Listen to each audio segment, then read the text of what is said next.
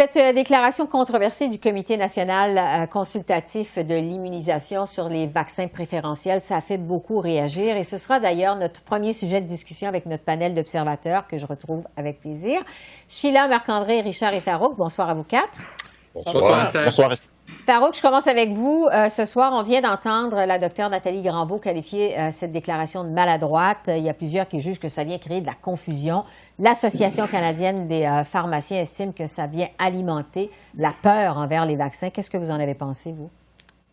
Oui, effectivement, ça rajoute à la confusion. On avait déjà commencé à l'entrevoir avec les nouvelles sur AstraZeneca il y a quelques semaines. Il y avait déjà des inquiétudes.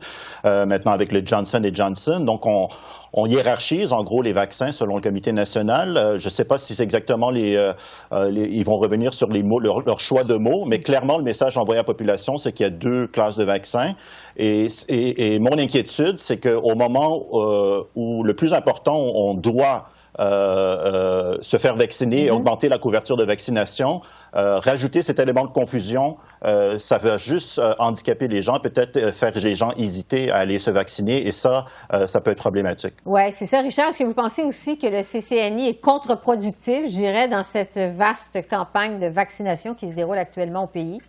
Écoutez, pour le commun des mortels, pour l'ensemble de la population, que cet organisme ait sorti une hiérarchie parmi les vaccins, c'est une chose, mais je ne crois pas qu'il y ait de péril en la demeure. La situation présentement, c'est de reprendre, faire du judo avec cette annonce, de tout simplement calmer le jeu, que les premiers ministres, que ce soit Legault, Trudeau, l'ensemble des provinces et du fédéral, mettre en lumière l'importance d'aller se faire vacciner et que ces vaccins ont été approuvés par les différents ministères de la Santé, par Santé Canada, et à ce moment-là, ne pas enfler davantage une déclaration qui n'est pas une déclaration de rejet d'un vaccin. Là. Il faut encourager les citoyens à aller se faire vacciner et ne pas essayer de voir des choses négatives sur l'ensemble des vaccins. Oui, Marc-André, c'est justement en fait ce qu'a fait le premier ministre Trudeau aujourd'hui, encourager les gens à se faire vacciner, a dit que lui-même avait pris le AstraZeneca. Qu'est-ce que vous avez pensé de la réaction du premier ministre à cette déclaration du CCNI? Non, Monsieur Trudeau a bien fait de le dire. Il a reçu ce vaccin-là, donc il peut en parler, il peut en témoigner. Monsieur Trudeau a l'air en pleine santé quelques jours après avoir reçu le vaccin. Même chose à Québec avec Monsieur Dubé, le ministre de la Santé, qui a également reçu le vaccin il y a quelques semaines déjà. Et ce qui est quand même encourageant, cet après-midi, le ministre de la Santé au Québec nous disait, M. Dubé nous disait qu'il y a, malgré cette confusion-là dans les dernières heures du comité, qu'il y a encore beaucoup de Québécois, Québécoises qui s'inscrivent sur le portail Clic Santé pour avoir le AstraZeneca en connaissance de cause. Et je pense là-dedans, c'est ça qui est important. Il y avait des doutes au début sur l'AstraZeneca. On a vu qu'est-ce qui s'est passé en Europe. Malheureusement, je pense qu'on a suivi un peu dans cette voie-là au Québec à mettre des doutes, au Canada à mettre des doutes dans la tête des gens, mais les gens mettent ça de côté, ils savent qu'il y a des risques. On le voit au Québec, il y a un décès la semaine dernière. Il y a des risques, il n'y a pas de médicaments parfaits, mais des risques, on en prend tous les jours. Fait que je pense que les gens sont prêts à prendre le risque, puis je pense que les Canadiens sont tellement tannés de la pandémie qu'on veut avoir un vaccin rapidement dans nos bras. Moi, j'attends de pouvoir prendre mon rendez-vous là, d'ici la fin de la semaine. Ah, donc ça s'en vient pour vous, Marc-André. Tranquillement, oui, tranquillement. Il faut être patient quand même. Sheila, M. Trudeau, on l'a vu, a voulu se faire rassurant aujourd'hui sur les vaccins. Mais est-ce qu'il aurait dû être plus ferme, je dirais en fait directement critiquer la sortie du CCNI, parce que ça, il ne l'a pas fait quand même. Ben, je pense que ça dévoile le problème de mettre des scientifiques en poste de porte-parole. Parce que j'ai reçu une lettre de mon médecin disant que j'avais plus de chances de me faire tuer par une botte de tanneur que de prendre un problème avec AstraZeneca. Alors, je ne vois pas pourquoi ils ont sorti cette affaire-là, mais je pense que le comité avisoire sont tous des bénévoles, des scientifiques, qui n'ont aucune expérience politique, et ça paraissait dans la façon que la madame a déclaré qu'elle ne devrait pas donner ça à Salbasser parce qu'il y avait 1,1 million de chances d'avoir un embolisme. C'est vrai dans la science, mais dans la vérité des choses, ça donne peur aux gens et ça n'aide pas le but de se faire vacciner tout le monde pour avoir l'immunité en groupe. Oui, c'est des déclarations qui fait qu'après, on doit faire du contrôle de dommages. C'est ce qui est arrivé toute la journée. Deuxième sujet sur lequel je veux vous entendre, c'est la flambée des cas de COVID-19 qui se concentrent dans des provinces qui sont gouvernées par des conservateurs, comme par exemple en Alberta et en Ontario. Et la satisfaction face à la gestion des premiers ministres de ces provinces est au plus bas actuellement. Marc-André, je vais commencer avec vous parce que, bon, on le voit à l'écran, là, il y a un sondage léger tout récent qui démontre assez clairement combien les premiers ministres conservateurs, Jason Kenney et Doug Ford notamment, voient leur popularité baisser à cause de leur gestion de la COVID. Est-ce que, bon, en fait, c'est l'image de toute la famille conservatrice au Canada qui est ternie par ce qui se passe en Ontario et en Alberta? Ben, je suis pas. J'ai vu les chiffres comme vous. Je suis pas convaincu non plus que les gens regardent ça et disent que c'est vraiment le mouvement conservateur qui fait déroute. Je veux dire, Monsieur Ford avait une cote de popularité très élevée en début d'année. Ça varie. Je pense que les situations d'Ontario et l'Alberta sont totalement différentes. On sent en Alberta que même à l'intérieur de son caucus, pour M. Kenney, c'est plus difficile.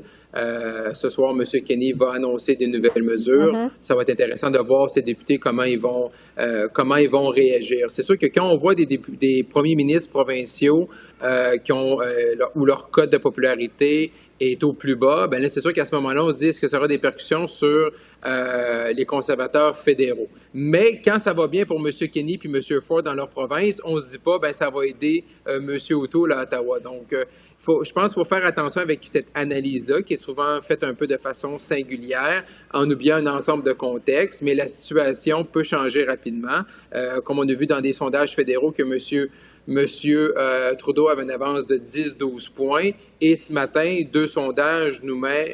quelques sondages des derniers jours nous met à peut-être 3, 4 ou 5 points de différence. Donc, il faut faire attention avec les sondages, et je pense pas que présentement, les gens pensent vraiment non plus à la politique partisane. Oui.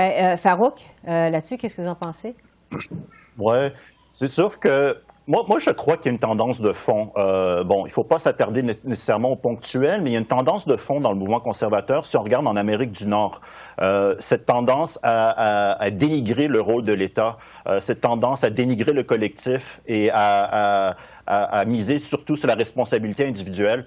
Ce qu'on a vu dans la dernière année de la pandémie, c'est que les gens se sont rendus compte qu'il y a une importance au collectif, qu'il y a une importance à rassembler les ressources et à venir en aide aux gens plus vulnérables.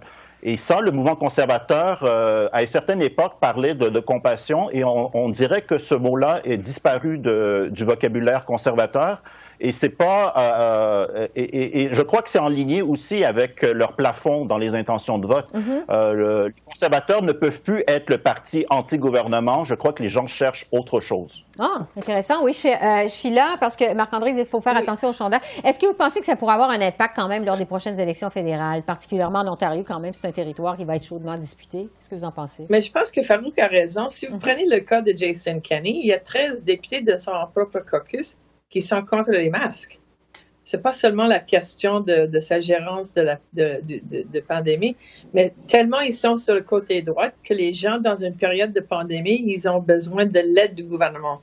Ils s'attachent plus au gouvernement dans ces périodes-là. Et ça pourrait plus faire mal aux conservateurs, parce que même avec le programme mis de l'avant par les libéraux, c'est critiqué par les conservateurs parce qu'on dépense trop.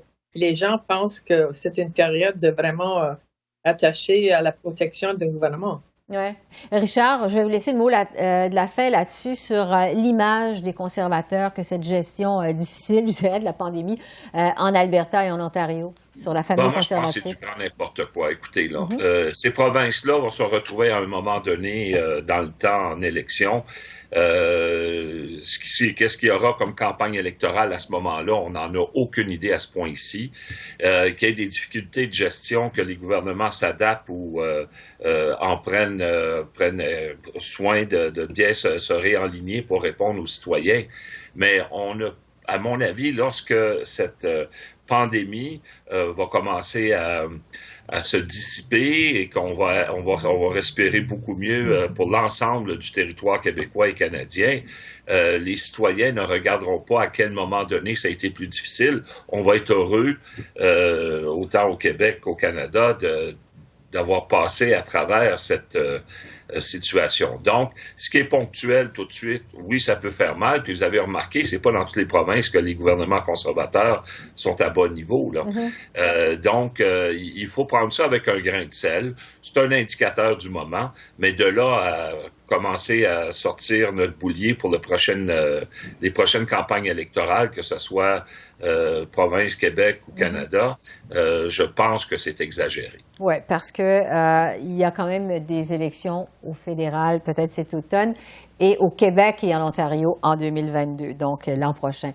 Sheila, Marc-André, Richard et Farouk, merci beaucoup de vos analyses et à la semaine prochaine. Merci. Bye-bye. Merci, au revoir. Salut. Au revoir.